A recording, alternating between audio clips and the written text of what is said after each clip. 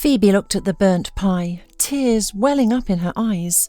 She had tried so hard, carefully mixing the ingredients, lovingly arranging the filling, imagining how she would treat her husband and children to this wonderful pastry tonight. Larry loved fish pie, but everything went wrong as soon as she put the pie in the oven. First, little Mark woke up and started fussing in his crib. The woman had to drop everything and rush to soothe the baby. Then 3-year-old Michael started crying because his toy car broke. With Mark in her arms, Phoebe tried to fix the toy, thinking to herself, "I'm going crazy with 2 little ones at home." Then Ariana returned from school and announced she wouldn't go back because she got a B. Amidst all this chaos, more than an hour passed before she noticed the suspicious smell from the kitchen. "The pie!" she gasped. She handed Mark to Ariana and rushed to the kitchen.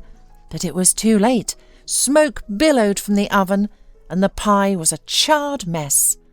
Soon Larry arrived home. "What's that awful smell?" he grimaced. "Larry, I opened the windows. It'll air out soon," Phoebe said apologetically. "I'm sorry the pie burned." "Oh, for heaven's sake, what kind of housewife are you?" her husband exclaimed in annoyance. "I came home for lunch and this is what I find? A mess and a stench." He kicked the toys Michael had scattered in the hallway. "Do you do anything around here? Clean up! You're home all day, but there's mess around." Phoebe's eyes filled with tears. She wanted to explain that she hadn't sat down all morning, taking the boys to the clinic, doing laundry, cooking, and trying to bake the pie. But Larry didn't want to hear it. He sat at the table, waiting to be served. Phoebe hurriedly prepared a salad and called the older kids to the table. As the family ate, she managed to feed Mark a little. "The meal would have been better," Larry remarked as he finished his meal. "But what can you expect? 10 years of marriage and you still haven't learned to be a good housewife." The man left the table without a word of thanks. Phoebe was used to his behaviour and barely took offence. "Don't wait on me for dinner," Larry called from the hallway. "I have a meeting after a small corporate event. We're seeing off the chief accountant." "All right," Phoebe replied softly, rocking Mark. A few hours later, when the boys were asleep for a nap, the doorbell rang. It was Lillian, the young nanny, who helped out for a few hours each day. "Hello, Lillian," Phoebe greeted her. "Come in. The boys are asleep, so just sit with them. I'm taking Ariana for a music lesson. Then I have some errands to run. We'll be gone for about 3 hours. When the boys wake up, don't take them out. Mark might be feeling unwell." Lillian nodded and went to the bedroom to check on the boys, while Phoebe began getting Ariana ready. The girl was a bit reluctant. She didn't want to go to music school, and only the reminder that her father wouldn't be pleased finally convinced her. Soon Phoebe was driving, glancing at the rearview mirror where Ariana sat sulking. "Ariana, do you really not want to study music?" Phoebe asked her daughter. Ariana only nodded. "But you know, your father wants you to play the piano flawlessly." "I know," Ariana sighed, "but I want to learn how to draw." Phoebe sighed. Larry thought that being a musician was prestigious. He could boast about it to his friends. After dropping Ariana off at the music school, Phoebe hurried to the publishing house. They had called her about a small freelance job. Phoebe occasionally took on such tasks, having graduated from the Faculty of Foreign Languages. They didn't need the money, but she didn't want to lose her qualifications, though Larry always laughed at her freelance work. After a quick trip to the publishing house, Phoebe returned to the music school. Settling comfortably on a couch, she finally gave herself a moment of rest. She listened to the children playing various instruments in the classrooms and reminisced about her life. Phoebe had always dreamed of a big, happy family, a husband, children, a cosy home. She grew up in a small family herself. Her mother never spoke about her father, only brushed off Phoebe's questions. They lived in a small village by a large river. Their little house, cosy and inherited from Phoebe's grandparents, had a large fruit garden. It was especially lovely in the autumn when the apples ripened. The air seemed filled with their sweet scent. Sometimes, sitting in the old gazebo covered in ivy, she would just breathe in that air. The silence was almost tangible. Cranes called out from the clear sky, and the sun's rays filtered through the ivy. It was pure bliss. Yes, Phoebe loved her childhood home. When her mother baked apple pie and they drank herbal tea together in the gazebo, it felt like true happiness. But time passed, and Phoebe grew up. Her mother taught French at the local school, so when it was time for Phoebe to choose a profession, she didn't hesitate. She would become a foreign language teacher. She easily enrolled in university and studied diligently. While all her friends and roommates had romances, Phoebe was always alone. "You're like the Snow Queen," they teased. "You just look at them and their hearts sink. They think they're not worthy of you." But one day her Prince Charming arrived. Phoebe was in her 4th year of university. That fateful day she went out with friends to celebrate the city's anniversary. After a long day of walking and dancing, they sat down on the grass near the riverbank. At some point, Phoebe just wanted to go back to the dorm and sleep. To shake off her drowsiness, she walked down the steps to the water, sat by the bank, and touched the water with her hand. "I wish I could go for a swim right now." She heard a male voice nearby and jumped in surprise. She turned and saw a young man standing a few feet away. Tall and handsome with blonde hair, he smiled at her openly. "Are you also tired of all this commotion?" he asked, taking a step closer. "A little," Phoebe admitted. "Me too. My friends went to a cafe, but I wanted to take a walk." The guy approached the bank and touched the water, chuckling. "No, the water's too cold for swimming. And it's not the right place. By the way, I'm Larry." "Phoebe." For some reason, Phoebe wanted to talk to this guy. He seemed interesting from the first glance, and Larry looked at Phoebe with interest, showing no signs of wanting to leave. He suggested they take a walk along the bank, and she agreed. Perhaps it was reckless of her, but this young man inspired her trust. As they walked, Larry told her he worked at a bank.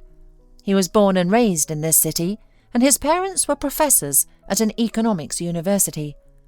Phoebe shared about her studies, and they chatted about trivial things, not noticing the darkness falling around them. Suddenly, fireworks lit up the sky over the river. It was a spectacular sight, like something out of a fairy tale.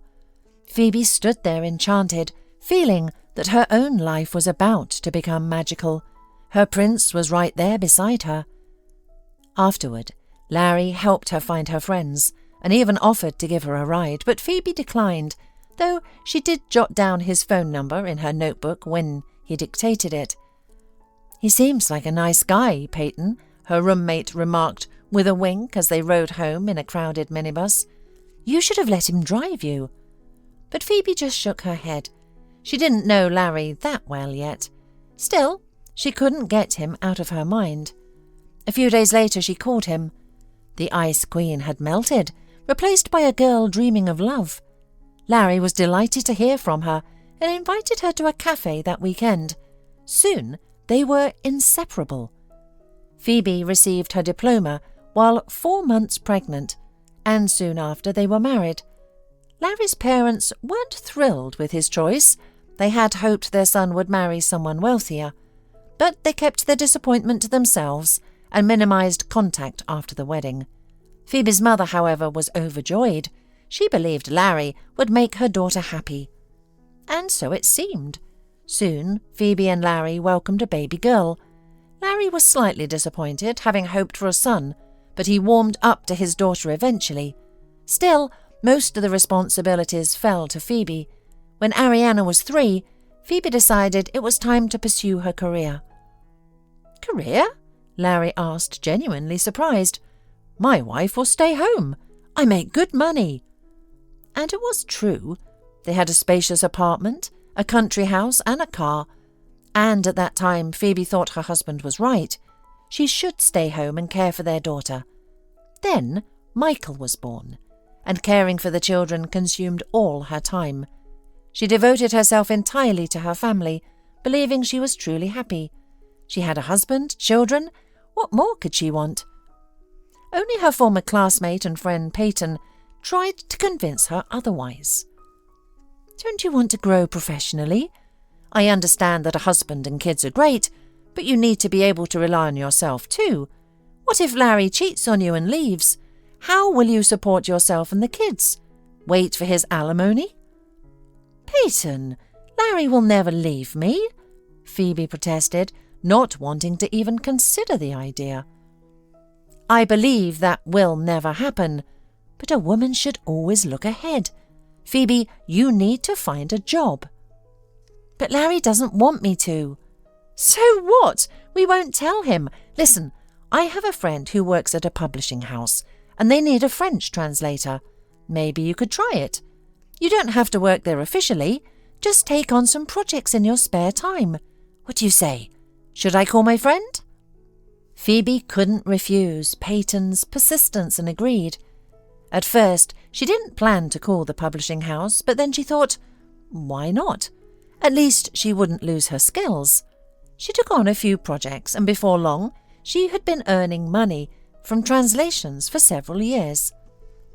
Larry was displeased when he found out, feeling it reflected on his ability to provide, but Phoebe convinced him that she did it for her own enjoyment. The children were cared for, the house was in order, and with the help of a part-time nanny, Larry allowed Phoebe to continue her translation work. Then Phoebe became pregnant for the third time, and it proved to be a challenge.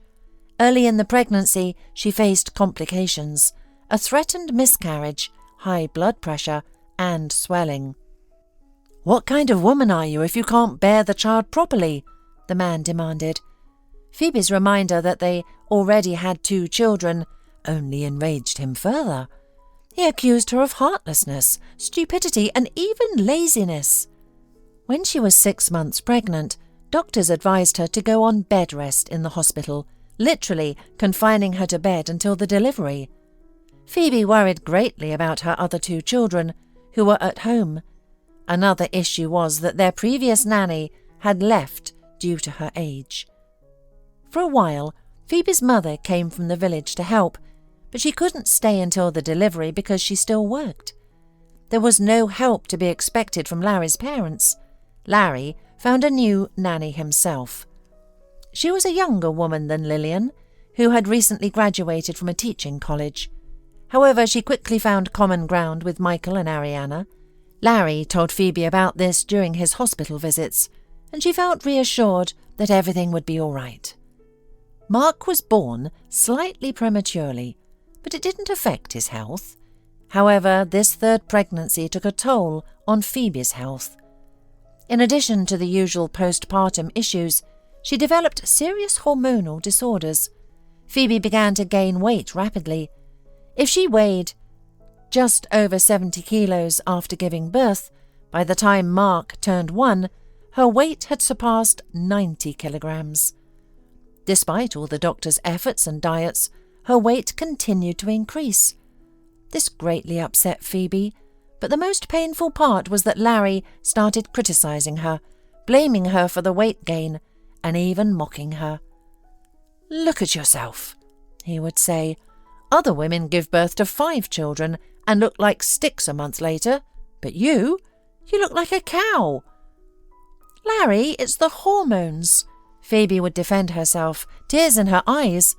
"I barely eat anything. I'm with the kids all day, and sometimes I only drink plain tea in the evening, but the weight keeps piling on." It was the truth, but her husband still didn't believe she was trying to change the situation, accusing her of laziness and gluttony, while doctors would lecture her about proper nutrition and prescribe more pills. And recently, Larry stopped watching his language. He would call her a cow in front of guests. It was so hurtful. But to avoid ruining the guest's mood, she would laugh it off, only to cry into her pillow at night. More often than not, she would fall asleep alone, as her husband would stay late at meetings and sleep in the living room when he came home. Did he have someone else? No, Phoebe pushed those thoughts away. Larry couldn't do that to her. He loved her, and they had 3 children together. Her children were her solace. Looking at little Mark, she understood that Mark was worth all her suffering, as were her other children. and she often mentally thanked Peyton, who had once given her that part-time job. It didn't bring in much money or a sense of self-sufficiency, but translating texts at night and during the children's naps helped distract her. Time flew by as she reminisced. Ariana ran into the foyer. Phoebe hugged her and they headed home. Phoebe had learned to drive when Ariana was little, but she only recently started driving regularly. Larry had given her his old car to take the kids to school, kindergarten and the polyclinic, snidely remarking that the shock absorbers might not hold her weight. It was hurtful. But, as usual, Phoebe laughed it off, joking that he should worry about puncturing the seats of his SUV with his bony body. That's how Phoebe and Larry lived lately. Outwardly, they seemed like a decent, happy family, but something was amiss between them. The apartment door was opened by the nanny, Lillian. She reported that the boys were still asleep and that she had tidied up the nursery and put some laundry in the washing machine. "Thank you," Phoebe smiled gratefully. "You're my lifesaver, Lillian. I don't know how I'd manage without you." Lillian just smiled, then asked, "Phoebe, I'd like to take 3 days off to visit my mum in another city. She's not feeling well." Lillian asked timidly. 3 days? Phoebe pondered. "Yes, it's not the best time, but what can I do? Of course, go ahead. I'll manage without you somehow. Give my best to your mum." Lillian waved goodbye to Ariana and Phoebe and rushed out of the apartment. Ariana listened to the conversation with a frown, and when Lillian left, she grumbled, "I don't like this Lillian. She's like a rat or something." "Ariana, what's wrong?" Phoebe asked, genuinely surprised. "You've been with Lillian for so long. She takes care of you, helps you with your homework and plays with your brothers. Why are you saying such things about her? It's not nice." "She's still bad," Ariana pouted and went to the living room. Phoebe decided her daughter was just in a bad mood and didn't take her words to heart. She checked on her sons, knowing she should wake them soon, or they'd keep her up all night. But she also needed to prepare a meal for her kids. Phoebe rushed to the kitchen, quickly put chicken and potatoes in the oven, and chopped a salad. Just then, Mark started crying in the nursery, followed by Michael's footsteps. Ariana turned up the volume on the cartoons in the living room to drown out the noise. Phoebe hurried to soothe her sons. Amidst the commotion, they didn't hear Larry come home. "What's all this racket?" he demanded, appearing in the nursery doorway. "Noise and screaming again. Ariana's watching cartoons all the day long. Can't you keep an eye on the kids?" "Oh, darling, the boys just woke up and Ariana's relaxing after music school," Phoebe replied, trying to ignore her husband's displeasure. Larry gave his wife a disgruntled look and headed to the bathroom. "Phoebe, you've forgotten laundry. Again!" he shouted. Phoebe remembered that Lillian had put a load in and rushed to her husband. "I'll take care of it now." "And how long has it been waiting there? You don't take care of the appliances," Larry grumbled. "You don't know the value of money because you rely on me." "What do you mean?" Phoebe asked, hurt. "You asked me not to work. And when would I find the time now? Mark is still so little, but I do take on extra work." "Extra work?" Larry scoffed. "You're useless, only good for changing diapers." "Larry, do we experience money problems?" Phoebe asked, tears welling up in her eyes. "We have problems with you. You can't do anything right, even though you stay home all day," Larry snapped, looking at her critically. "And you've let yourself go even more." "Why are you picking on me today?" Phoebe asked, her voice trembling. "What's the point of picking with you?" Larry snorted. "I'm just saying the truth. Besides, I am leaving on a business trip to the capital for 3 days. We're opening a new office there, and I have to oversee everything." "For 3 days?" Phoebe asked thoughtfully. "That's Friday, Saturday and Sunday. Will the office be open on the weekend?" "Business doesn't know weekends," Larry said sternly. "But you wouldn't understand. Anyway, iron a couple of shirts for me." As Phoebe fell asleep that night, she couldn't help but think how exhausted she was. The untranslated manuscript still lay in her bag. The next morning, Larry left early without saying goodbye. Phoebe watched his SUV drive away from the window and sighed. Something had gone wrong between them. After seeing Ariana off to school, she spent the morning with her sons, trying to squeeze in some translation work. Only late that evening, with all her children peacefully asleep, could she finally focus on the translation. At first, Phoebe thought she was translating a simple love story, but the more she read, the more she was impressed. The author was a woman named Cecilia. She married a man she didn't love. It was a marriage of convenience. She was young and beautiful, and he was influential and much older. His name was Joseph. Joseph was very fond of Cecilia and proposed to her multiple times, but she always laughed it off. Then her mother fell seriously ill, requiring expensive treatment. Cecilia didn't have the money, but Joseph offered to solve her problems if she married him.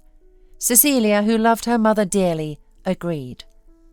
Joseph helped with the treatment, but unfortunately they couldn't save the author's mother. Cecilia, however, became the wife of an already elderly man. She wanted to divorce him later, but he was against it. Moreover, Joseph turned out to be a true despot and tyrant. Daily abuse and beatings became common in their large and wealthy home.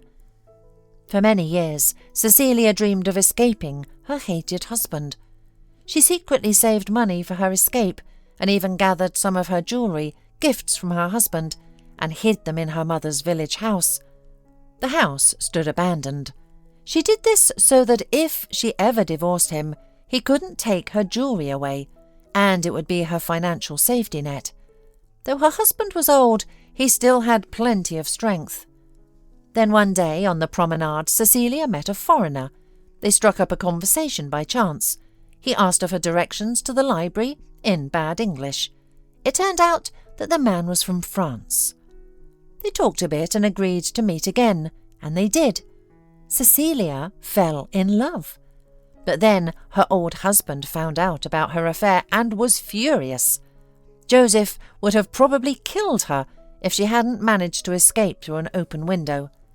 She ran to the hotel where Louis was staying, and he understood everything.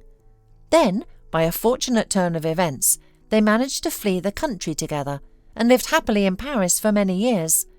Recently her beloved passed away, and Cecilia herself is not well, but she never regretted her decision.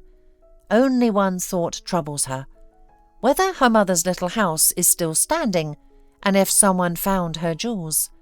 If they did, she hopes they brought good fortune to that person.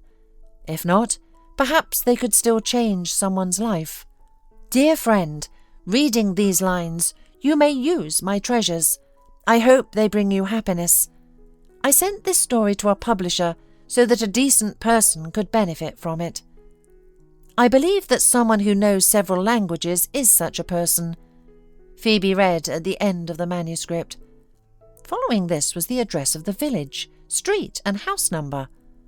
Phoebe carefully translated everything and wondered if this was fiction or if there really was a treasure. The address indicated that the village was 100 kilometres from her city.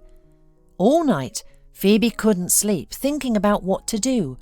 Hand over the translation to the publisher, or first visit the address herself, or even remove the part about the village from the text. As dawn broke, Phoebe decided she would give the text as she translated it, but would first verify the information. She didn't sleep long. Her children woke her up. Surprisingly, she felt refreshed and full of energy. She called Peyton. Her friend was surprised by the Saturday morning call, as they didn't speak often. "Is everything all right?" Peyton asked, yawning. "Yes, everything's fine, but I need your help. The nanny is away until Monday, and I need to go out for a few hours today. Larry is also away on business." "And?" Peyton drawled.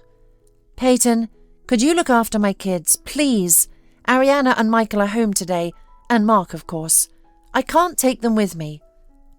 "Darling, do you have a lover or something?" Peyton asked with a laugh. "No, it's something else. I'll tell you later." Phoebe smiled. "Please help me out, Peyton. You're a teacher. You can handle my 3 little rascals." "All right," Peyton grumbled. "I'll come over." Though childless, Peyton didn't mind helping her friend, especially since Phoebe asked so earnestly. 2 hours later, Phoebe was on her way to the village. The village turned out to be abandoned, with crumbling houses and weeds as tall as a person. Phoebe shivered at the thought of getting out of her car. What if there were homeless people or stray dogs living there, or big and poisonous snakes? Finding the house mentioned in Cecilia's story was challenging. Some structures were barely standing, let alone having street signs or house numbers. Eventually she figured it out. There was only one street, and the house number was 15. She counted from the beginning and, to her surprise, found the 15th house to be quite sturdy. Built from local wood, it seemed to have grown into the ground, firmly held by the remains of its foundation. Phoebe got out of the car and made her way through the dense weeds into the yard. There was the front door.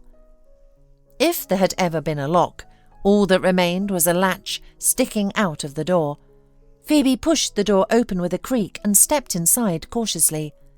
It was dark and the air was thick with ancient dust. A spiderweb clung to her face. She brushed it off and looked up at the ceiling, where more webs hung. It was frightening. What if the ceiling collapsed? The floor creaked ominously under her feet. The house was in disarray, clearly ransacked by scavengers over the years. If there had been anything of value, it was long gone. Disappointment gripped her heart. She shouldn't have come here. She already wanted to turn back, but it would be foolish to travel so far and give up at the last moment. Phoebe remembered where Cecilia had hidden the jewels. Behind the old cupboard by the window was a small hiding place. The cupboard stood against the wall, and no one had moved it. Though its contents were scattered on the floor, it looked very heavy. How would she move it? What if the floor gave way? A shiver ran down Phoebe's spine as she imagined falling through. But a spirit of adventure seized her, and she decided to try carefully. Phoebe pushed it away from the wall. The floor creaked, but held. The next moment, she joyfully exclaimed. There it was, a small door in the wall. Phoebe pulled it open and bravely reached inside, feeling around until she found a small box. With a racing heart, she pulled it out. It was a medium-sized, antique-style casket. She opened it and gasped. The casket was filled with jewels. Cecilia's husband might have been a tyrant, but he certainly wasn't stingy. Phoebe's own husband, Larry, had only given her 1 pair of earrings during their entire relationship, and that was when they were dating. Carefully but quickly, Phoebe made her way outside, breathing in the fresh air and smiling. Miracles do happen, and treasures can still be found in modern times. As she drove home, she wondered what to do with her find. She decided to tell Larry everything when he returned. Though their relationship had been strained lately, such matters should be discussed together. They were a family. She chose not to tell her friend Peyton, who was known for her talkative nature. Phoebe returned to the city that evening. Peyton was reading to Ariana and Michael. Mark was asleep. "Finally!" Peyton exclaimed, seeing her friend. She closed the book and looked at the children. "Okay, kids, playtime, but quietly. How do you manage with 3 kids? I'd go crazy in this chaos." "It's not chaos. It's my life," Phoebe laughed softly. After seeing Peyton off, Phoebe carefully took the old casket from her bag, opened it briefly, and then closed it again. "I'll decide what to do with it when Larry comes home," she thought. Larry returned early Monday morning. He dropped his things in the hallway and immediately started getting ready for work, not even asking how the family had fared without him for 3 days. He looked refreshed, as if he had been on vacation rather than on a business trip. Michael was finally healthy, and Phoebe took him to kindergarten and her daughter to school. Afterwards, she stopped by the publishing house to submit her translated story. "Quite an interesting story," the department head remarked, skimming through Phoebe's translation. "Nothing special, just another soap opera, love drama, a tyrant husband, a fairy tale, really," Phoebe replied as casually as possible. "Got it," the head nodded. "You can get your payment from accounting." Phoebe said goodbye and hurried out, feeling as though she had done something wrong, like stealing, even though she had simply been resourceful. At home, while Mark played in the playpen, Phoebe decided to unpack Larry's things and wash what needed laundering. In the suitcase, she found the usual items, but one thing caught her eye: flip-flops. Why had Larry taken them with him? The flip-flops were covered in something white. Cement? Phoebe wondered, running her finger over the surface. It doesn't look like it. Salt? She raised her eyebrows. It was as if the shoes had soaked up seawater and then dried. But where was there a sea in the capital?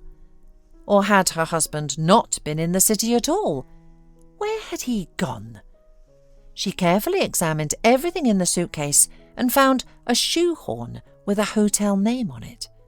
She must have accidentally packed it.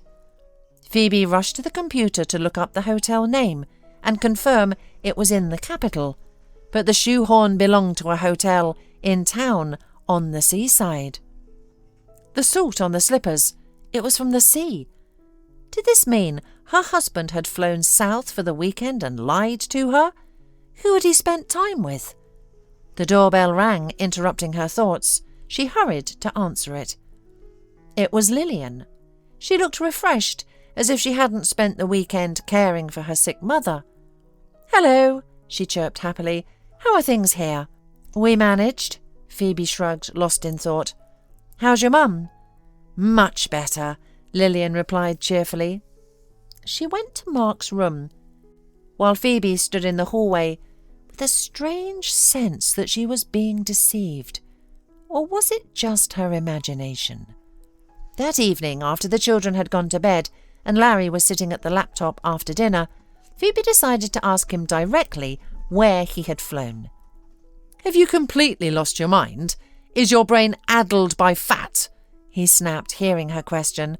"I told you, I flew to the capital for work." He slammed the laptop shut and headed to the bathroom. Phoebe stood there saying nothing in response to his latest insult.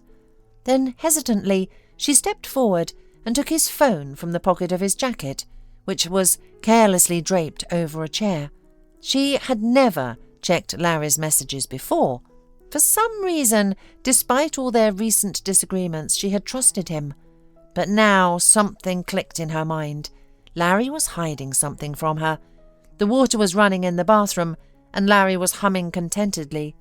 She opened his messages, and what she read shocked her. Her husband had been exchanging messages with their nanny, Lillian, for several months. "Hi, kitten, I miss you," he wrote. "My love, I can't sleep without you either. I'm so lonely," she replied. And it went on and on. Then Phoebe read a message where they discussed their upcoming vacation at the seaside. "At least I won't have to see that fat cow for 3 days," Larry wrote. "My sunshine, I can't wait," Lillian replied in a similar tone. So, Larry had flown to vacation with Lillian, and the nanny had lied about her sick mother. Lies, lies. These two had been deceiving her for a long time. She felt sick, and tears streamed down her face. She wanted to confront her husband immediately and cause a scene, but the children were asleep, and she needed to keep her composure to think things through. What would happen if she simply accused him now? He would probably make excuses or even blame her. That was his style. Besides her distress, she would gain nothing, and she needed to pull herself together because she was responsible not only for herself, but also for her little ones. What could she do now? Pack her things and go to her mother's village? No, that wasn't an option. How could she support herself? Then Phoebe remembered her trip to the abandoned village. No, she smiled bitterly. I have enough to live on now, and I can manage without you, darling.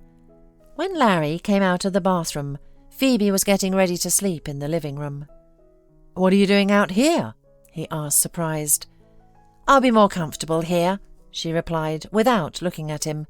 She couldn't bear to look at him. Oh, really? He scoffed. Suit yourself. And with that he went to the bedroom.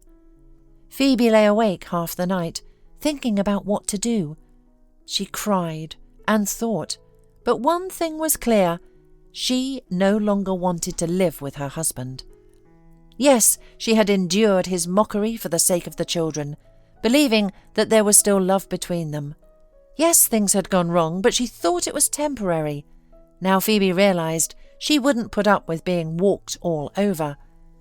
The next morning she prepared breakfast as if nothing had happened and fed her husband.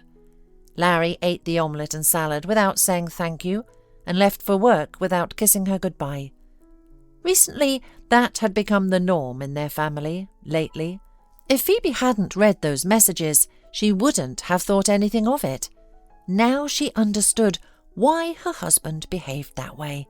After taking her daughter to school and her son to kindergarten, Phoebe returned home with her youngest child.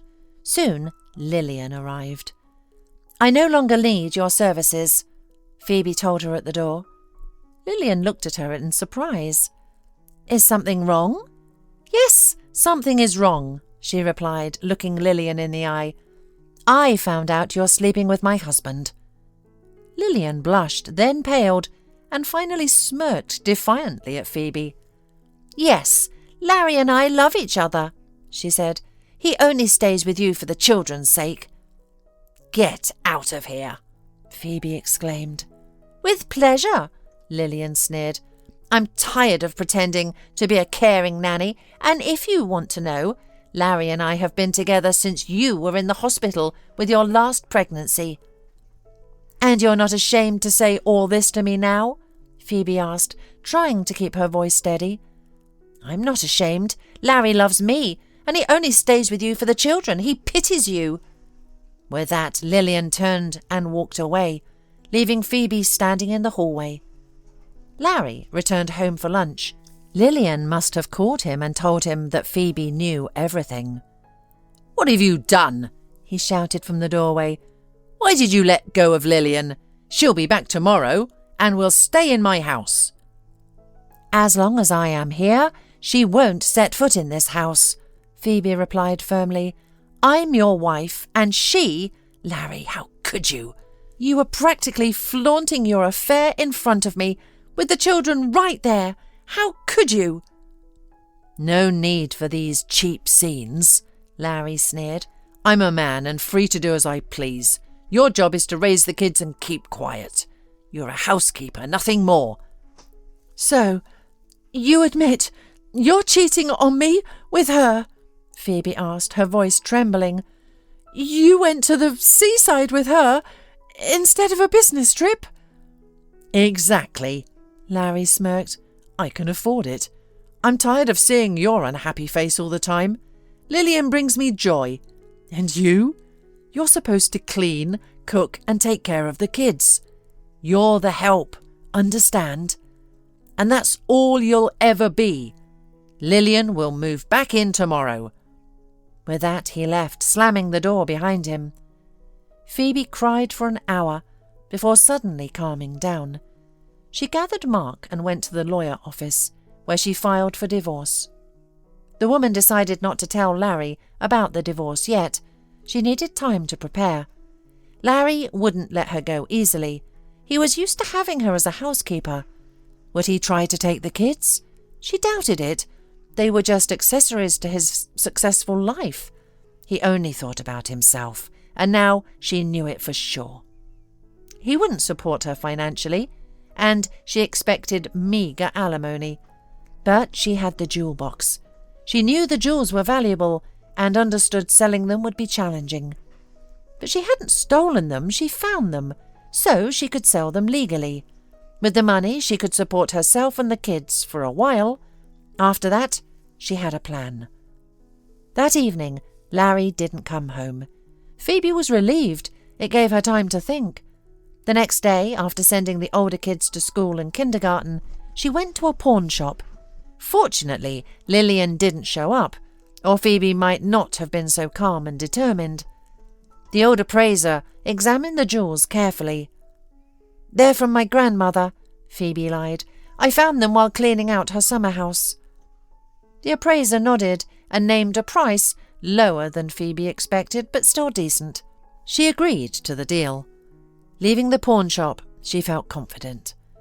On her way home, she called Peyton to ask if she knew anyone renting out apartments. "There's one option," Peyton replied. "A colleague at work recently mentioned her late grandmother's apartment. She doesn't want to rent it to strangers. Why do you need it?" "I might need a place to stay with the kids," Phoebe said, briefly explaining the situation. "What a jerk!" Peyton exclaimed. "3 kids and he's flaunting his mistress right under your nose. But Phoebe, don't rush into anything. How will you manage alone? You don't work, the kids are small. How will you support yourself?" "I'll manage," Phoebe replied confidently. "Just ask your colleague about the apartment." By the time Phoebe reached her apartment, Peyton called back with good news. The colleague agreed to let them stay. But when Phoebe entered the kitchen, she found Lillian drinking tea. "Well, well, look who's here," Lillian sneered. Phoebe glared at her rival. Lillian had dropped her nice girl act and was now openly hostile. "How dare you speak to me like that?" Phoebe demanded. "I'll speak to you however I want," Lillian retorted. "I'm here with Larry. He invited me, by the way, and I'll stay here as long as I want. You go take care of your kids." Phoebe didn't know where she found the strength, but she grabbed Lillian and threw her out of the apartment, tossing her bag after her. "Don't you dare come back here while I'm living here," she shouted. "Once I'm divorced, you and Larry can do whatever you want, but not until then." Mark started crying from the commotion. Phoebe rushed to soothe him. Soon Larry arrived, furious. Lillian caught him and told him that his wife had kicked her out of the apartment. "How dare you treat my beloved like that?" he shouted in rage. "Shut your mouth and mind your own business, you stupid cow." "I won't," Phoebe replied unexpectedly calmly. "But as long as I'm here, that vile woman won't set foot in this house. Anyway, don't worry, it won't be long now. I'm leaving you today, and I've already filed for divorce." "Divorce?" Larry turned red with fury, struggling to breathe. "Who gave you the right to decide that? You'll be my wife for as long as I want." "You must be joking!" Phoebe exclaimed. "And what did you expect? I'm satisfied with our arrangement, so I won't give you a divorce." "The court will grant it anyway. If not the first time, then later." "Why are you being so defiant? Have you found someone else?" Larry yelled. "Who would want you? Have you looked in the mirror lately? You're a complete mess. Fat, stupid, ugly. Even a homeless man wouldn't look at you." "I am needed by my children," Phoebe replied with dignity. "And stop insulting me. I will no longer tolerate your abuse." "You're so brave all of a sudden. What do you think you can do alone? You don't have a penny to your name. And if you think I'll help you raise the kids, you're mistaken." "But they are your children too," Phoebe pointed out. "They are mine as long as they live with me. If you leave, you can raise them however you want. Officially, I have a low salary, so don't expect decent alimony." "I thought as much," Phoebe said calmly. "I will leave with the children today. You can enjoy your life with your mistress." And I will. Phoebe looked him in the eye. Larry, there's one thing I don't understand. Do you really enjoy humiliating me like this? Did you think I could calmly interact with your mistress and tolerate her presence? You're just a cook and a cleaner to me, he sneered. I even wonder why I married you. My parents were right, you're not my equal. But over the years I've come to enjoy humiliating you. So, that's how you asserted yourself. Think what you want. I'm warning you again, if you leave now, don't expect any help from me. I'll manage, Phoebe replied bitterly. Larry left for work again, slamming the door loudly and frightening little Mark. Phoebe calmed her son and began packing her and the children's belongings. When Ariana came home, she saw the bags in the hallway. Is someone coming to visit? The girl asked in surprise. No, dear, we're leaving, Phoebe calmly replied. We're going to live separately from Daddy. Will he live with Lillian? Ariana asked unexpectedly. Phoebe was taken aback by her daughter's question. Mummy, I may be little, but I understand a lot. I saw Lillian kissing Daddy several times. Once she noticed me and threatened that if I told you, Daddy would insult and hurt you even more. I didn't want that. My dear, you're so grown up, Phoebe said, wiping away tears. I should have said something earlier, but it's okay. We'll live peacefully without Daddy. I know, Ariana nodded, and he won't yell at you any more. Mummy, can I draw now? Of course, sweetheart. Mummy, don't cry. We'll be okay. And the 8-year-old child hugged her mother tightly. Phoebe realized she was doing the right thing. It was unbearable for the children to grow up witnessing their mother's constant humiliation. No, they were better off without such a father. That evening, Phoebe packed her things with Ariana and Mark, picked up Michael from kindergarten, and they all went to their new apartment. It was modest, but for the first time in many years, Phoebe could breathe easily. No one would humiliate her any more. Now she had to do everything herself, but she would manage. She transferred her son to a different kindergarten and her daughter to a simpler school and began settling into her new life. A month later they were divorced. Larry did not object, and after the divorce demanded that Phoebe return the keys to the apartment and the car. She shrugged and gave it all away. Of course, life without a car was much harder now, but Phoebe understood that it was better not to argue. Otherwise, her ex-husband might cause more trouble. Phoebe's mother, upon hearing about the divorce, was distressed. "How will you live now?" she exclaimed. "Phoebe, you have 3 children. You've never worked. You can't manage alone in the city. Come home." Yes, Phoebe missed her childhood home and garden, but she understood that she needed to stay in the city, at least for the sake of her children. The education and health care were better here. "No, Mum, I won't come back," she said firmly. "I will try to build my life here." The money from the found jewellery helped Phoebe a lot. She lived on it for some time, but spent it carefully. However, she already had a plan for how to move forward. She knew that translations wouldn't bring in much money, the publishing house rarely called, and the work was barely worth anything. She couldn't go back to teaching because Mark was still very young, but she had an idea. Over the years with Larry, Phoebe had learned to cook very well, and she decided to turn this skill into a business. First, she found out which offices were nearby. There were quite a few, which was a plus. People working in offices need to eat, and not everyone has time for lunch. Phoebe decided to bake pies to sell. She bought the necessary ingredients, cookware, a thermos bag, and started cooking in a small rented kitchen. The first time she went to the office across the street with a dozen pies. The security guard, seeing her, wanted to chase her away, but Phoebe offered him a couple of pies. "Help yourself," she said with a smile. The guard was taken aback by her boldness, but accepted the pies. Phoebe left the rest, saying that if they liked them, she could come every day with fresh pastries. The next day, Phoebe returned to the office.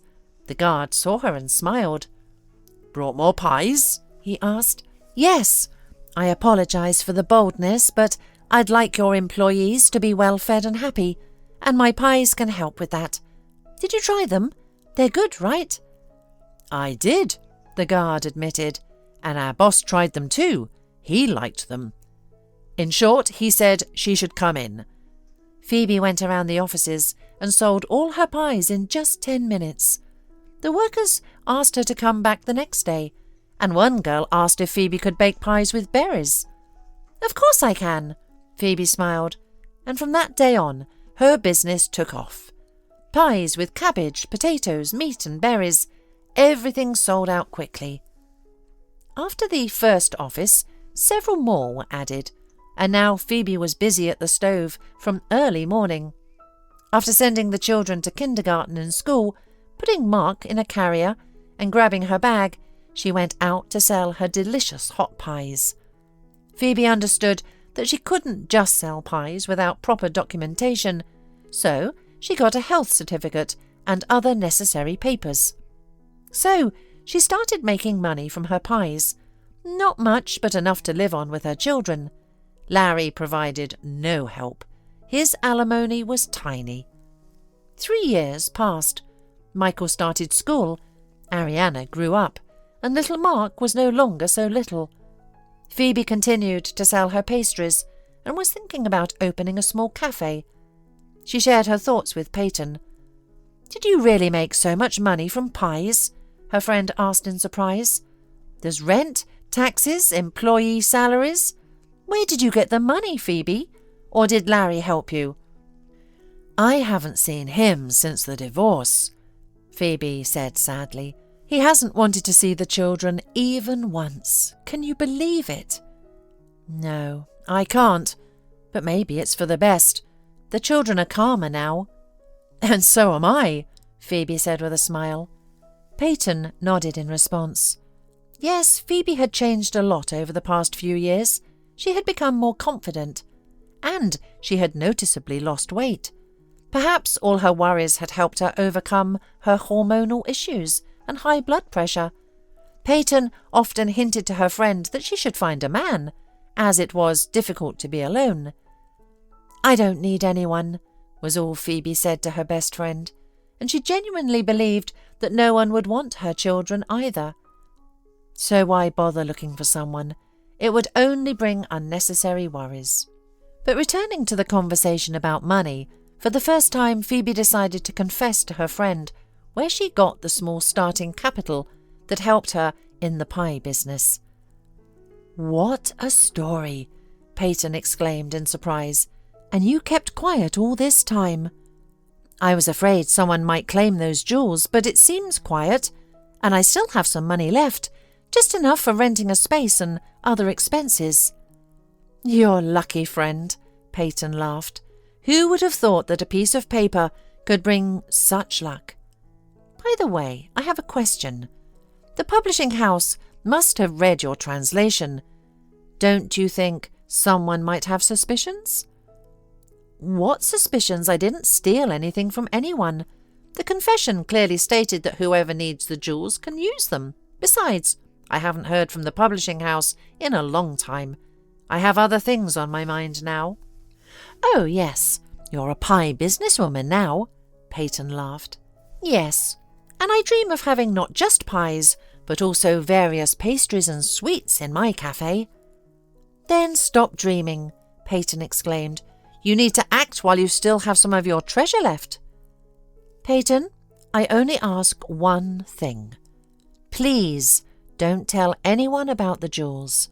I don't want any trouble." "I won't," Peyton promised. Soon, Phoebe found a small space for her cafe.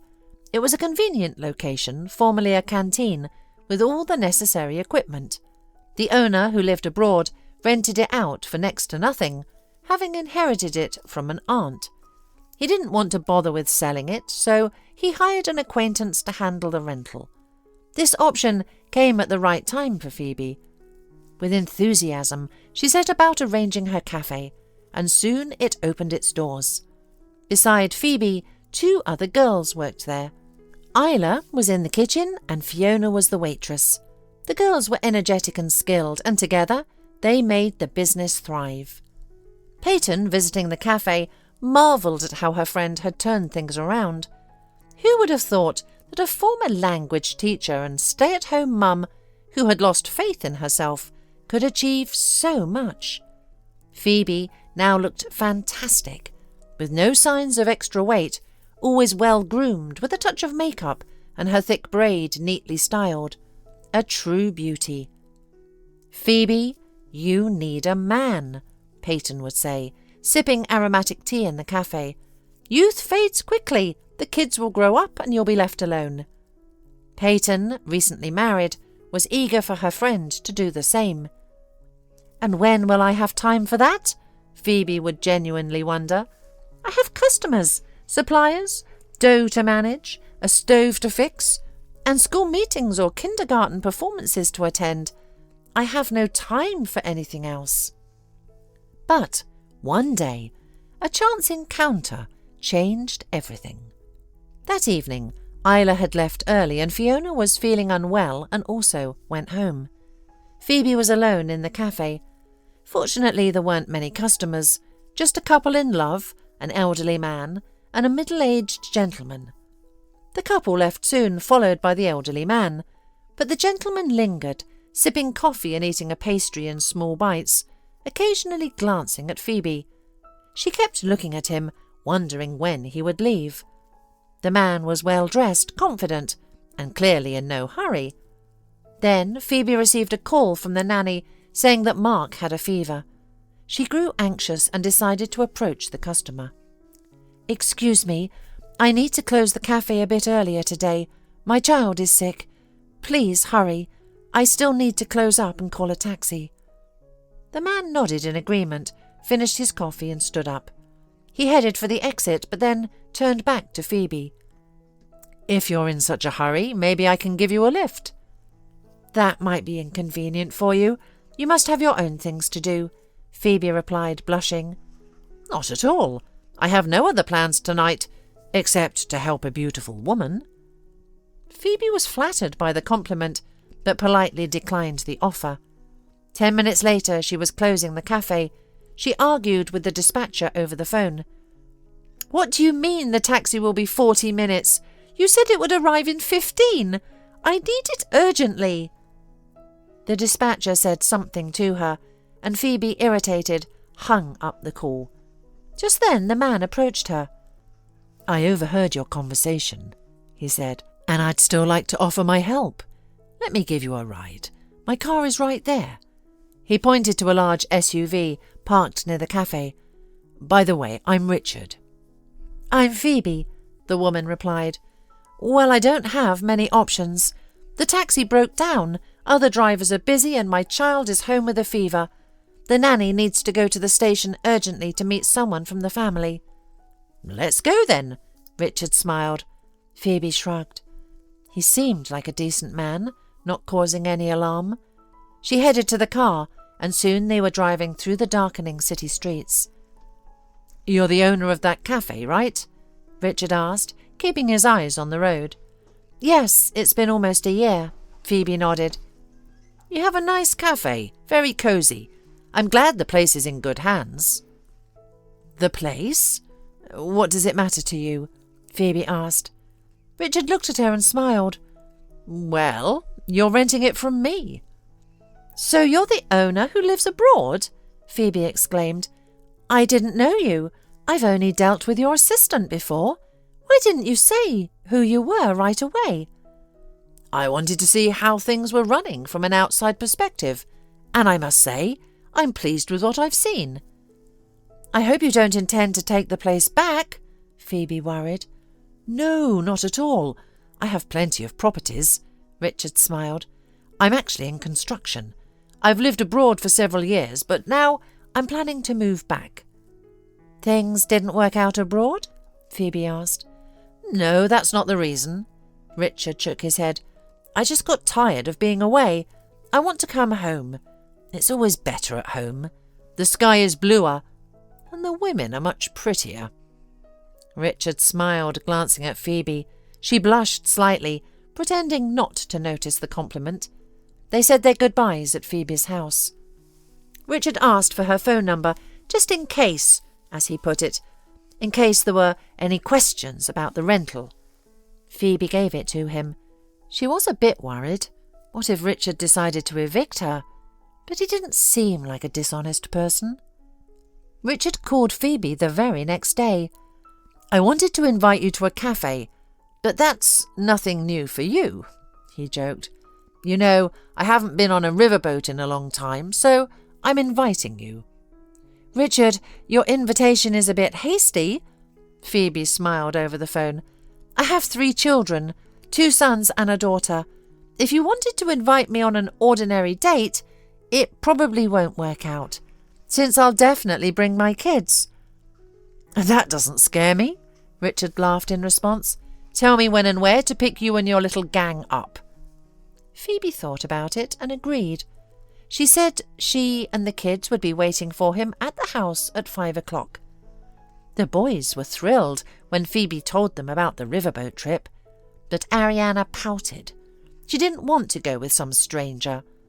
All this time, the girl had hoped that her dad would come back one day, but Larry had completely disappeared from their lives. "Who is this Richard?"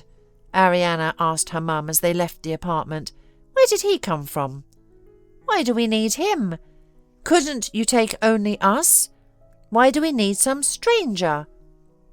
"I didn't ask him, he offered," Phoebe explained as they walked, "and I think he's a very decent person. He's the owner of the building where our cafe is."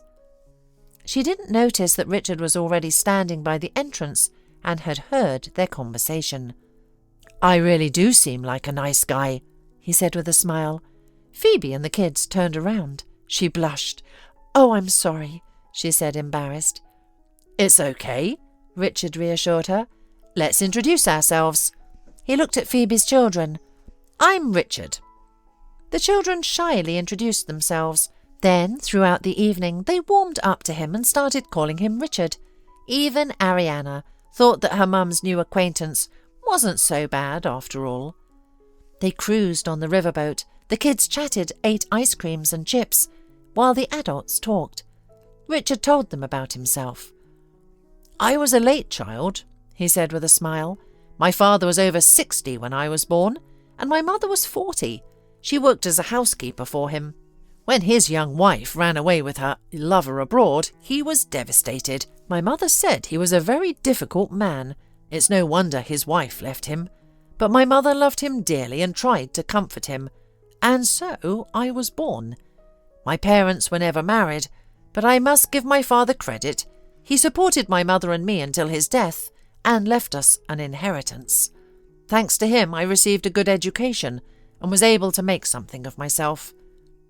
Richard shared that after college he worked in an architectural firm and then started his own business. When his mother passed away, he already had a small construction company. He later married the daughter of an influential man who convinced him to build his business abroad. Richard agreed, and for several years he lived overseas, his business thriving. However, his relationship with his wife Augusta deteriorated. Richard desperately wanted children, but Augusta was adamantly against it, fearing it would ruin her figure. Eventually she had an affair, and Richard couldn't tolerate it any longer. He divorced her and decided to return home to his native city. "And here I am, back home," Richard smiled, concluding his story. Phoebe also briefly shared her own journey. "It seems we are kindred spirits in misfortune. Our partners turned out to be deceitful," Richard noted. "Indeed," Phoebe agreed with a sad smile. They looked into each other's eyes and sat in comfortable silence, despite the surrounding noise, the hum of the engine and the cries of seagulls. After their outing, Richard escorted Phoebe and the children home, thanking her for a wonderful evening. "He's all right, Mum," Ariana said once they were home. "You didn't want to go, remember?"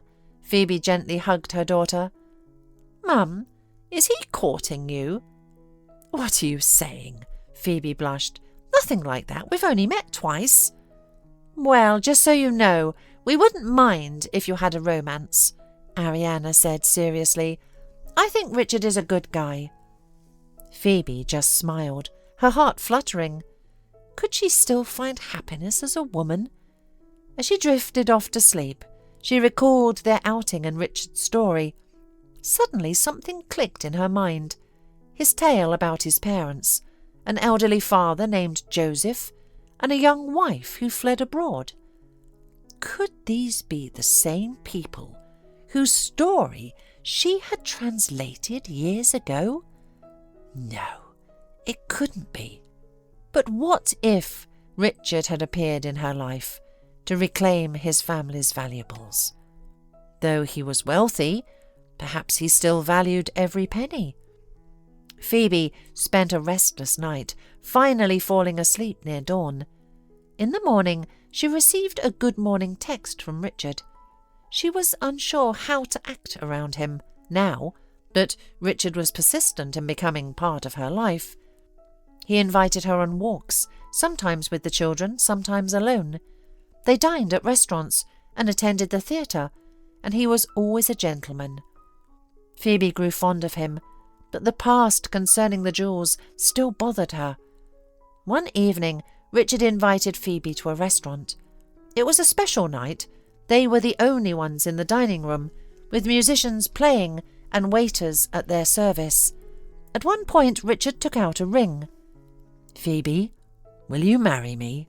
he asked, slightly nervous. She froze in surprise and joy. She loved Richard with all her heart, but there was a secret between them. "Yes, I will," Phoebe said finally. "But first, you must listen to me. You might not want to marry me after this." She confessed how she had used the found jewels. "I'm sure they were your father's wife's jewels," she concluded, looking down. When she looked up, she saw Richard smiling. "So what?" he said. "Even if that's true, it changes nothing. The woman I love used them. I think my father wouldn't have minded." "You don't judge me for what I did?" "Not at all. I'm glad you could get back on your feet with their help. If not for them, we might never have met. So, my dear Phoebe, don't worry about it. But why did you keep quiet for so long?" "I was afraid." "Of what? That I would think you're a criminal?" "Nonsense!" Richard laughed. Then he slipped the ring onto her finger, and they kissed. They were married in a grand ceremony. The newspapers and magazines were filled with photos and headlines about the successful businessman's wedding. A year later, Phoebe gave birth to a boy. She was truly happy. She had a loving husband who adored her and wonderful children. And her business was thriving. And over time, she opened several more in the city.